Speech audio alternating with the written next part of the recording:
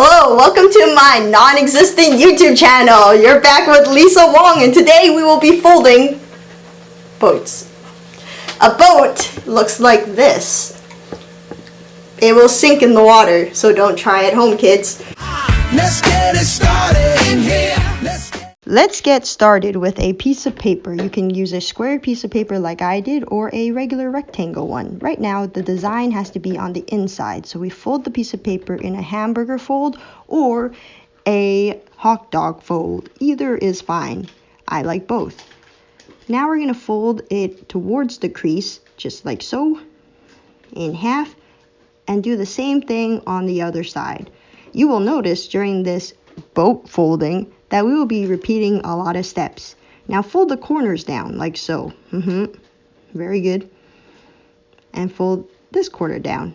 Now you're going to flip the whole boat around and fold those two corners. It's already looking like a boat. That won't float.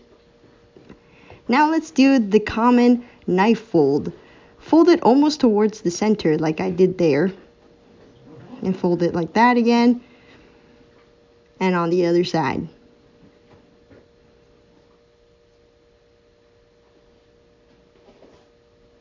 Very good. Now we are going to fold the tip tops into the middles, like that. It'll lock everything in place once you crease that down. Perfect.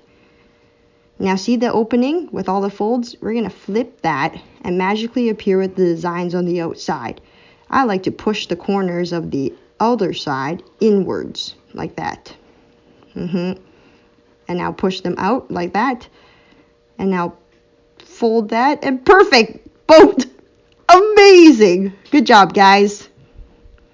Now, where did I learn this? I did it since I was in grade 5, so I can't remember. Sorry.